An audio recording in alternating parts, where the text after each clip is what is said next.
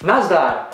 Dnes sa pozrieme na novinku spoločnosti Gigabyte s chipsetom Z270. Pôjde o základnú dosku, dokonca o top model v hernej triede Z270X Gaming 9.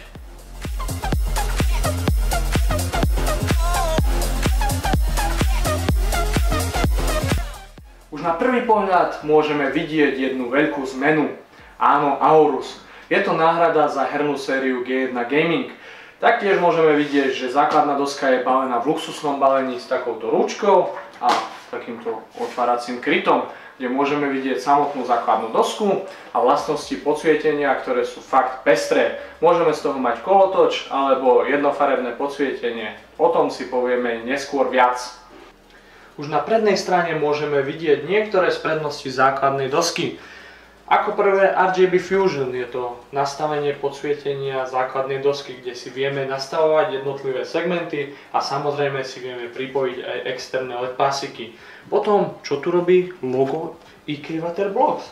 A samozrejme, tento model základnej dosky obsahuje vodný blok, ktorý nám ochladzuje napájanie pri procesore.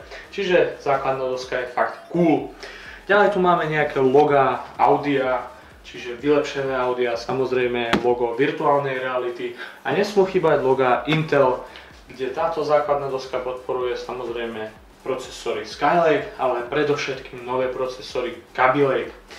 Ďalej na základnej doske nájdeme vymoženosť, ktorú ocenia niektorí používateľia, je to Thunderbolt. Na zadnej strane sú už detailnejšie zobrazené vlastnosti základnej dosky, čiže RGB Fusion je tu zobrazené v obrázkoch, potom je tu znázornený samotný vodný blok, máme tu zobrazenie Audia, kde je Creative Sound Blaster, ktoré je certifikované do 120 dB+.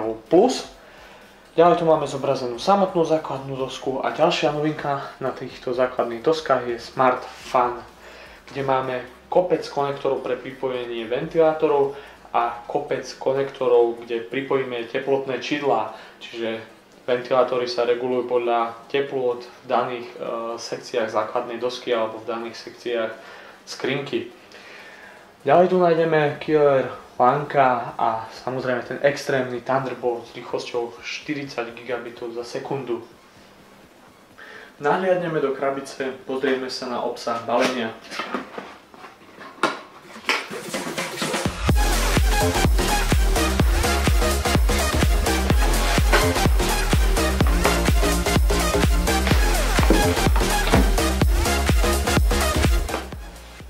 Nahliadneme do krabice, ako prvé samotná základná doska.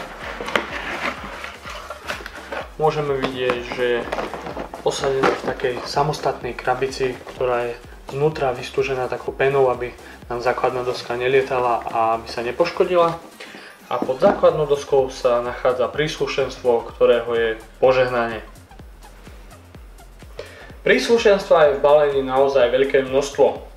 Nájdeme tu dvojicu predĺžovacích káblov pre pripojenie LED pasikov, 6 SATA káblov, SLI mostík pre pripojenie 3 grafických kariet, Crossfire,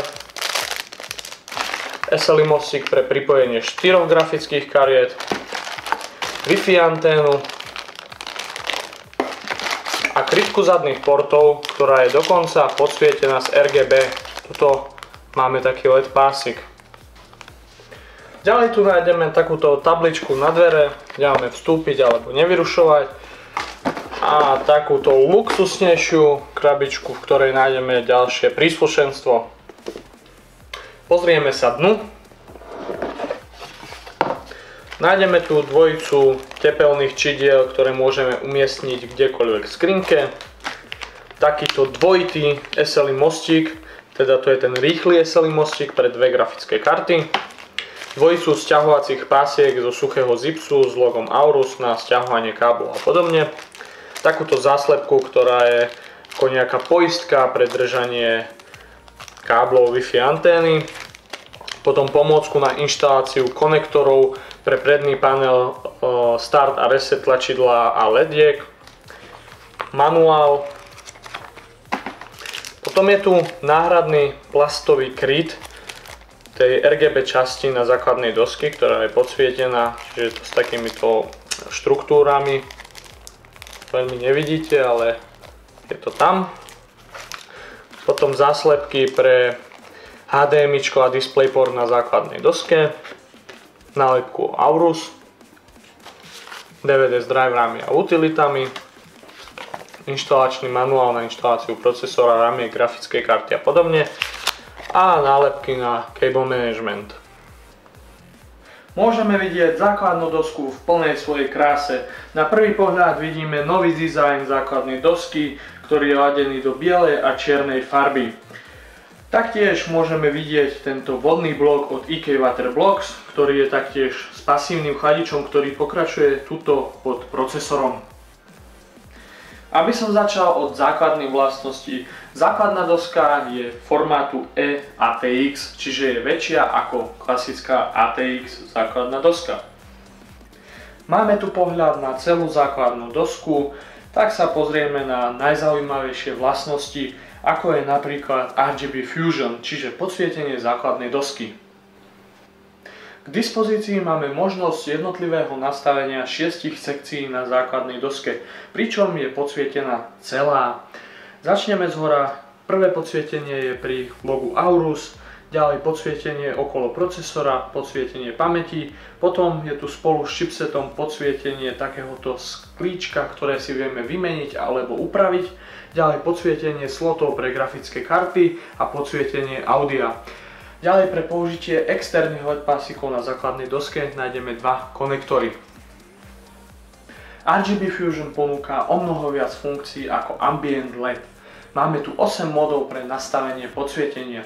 Napríklad statické svietenie, dúha, pulzovanie a medzi špeciálne patrí napríklad nastavenie podľa vašej obľúbenej pesničky alebo podľa teploty procesora.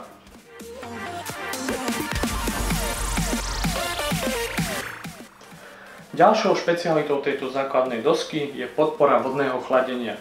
Okrem osadeného vodného bloku, ktorý nám ochladzuje základnú dosku, sú pripravené konektory pre pripojenie ventilátorov.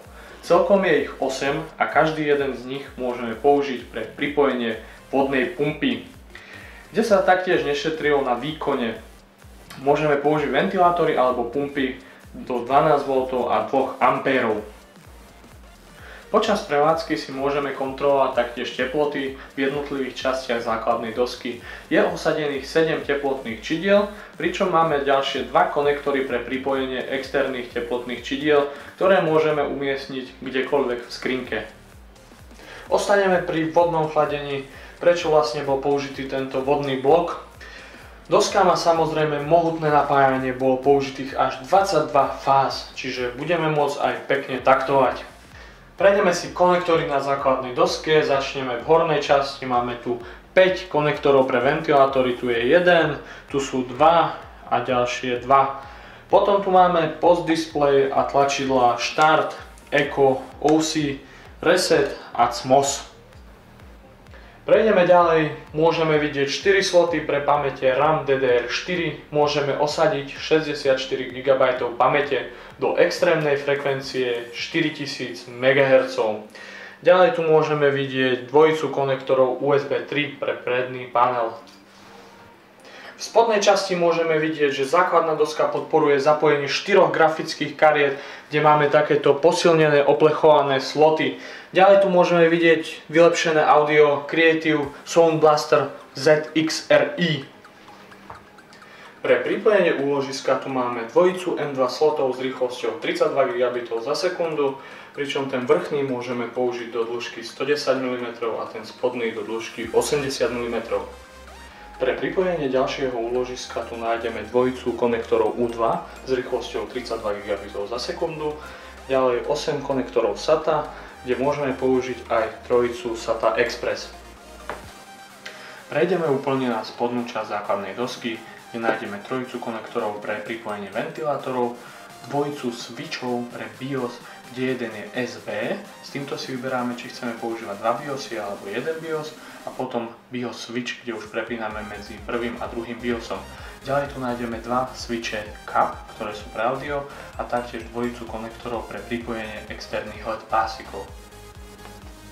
Na zadnej strane nájdeme kombinovaný PS2 port, dvojicu USB 3.1 prvej generácie, Wi-Fi anténu, DisplayPort, HDMI, ďalšiu dvojicu USB 3.1 prvej generácie, LANko, USB 3.1 typu C, ktoré je zároveň Thunderbolt, LANko, USB 3.1 prvej generácie a to červené USB 3.1 druhej generácie, taktiež tu nájdeme audio. Pozreli sme sa na základnú dosku a jej vlastnosti. Keďže je táto doska tak namakaná, samozrejme si ju aj otestujeme pri benchmarkoch, takže ideme na ne.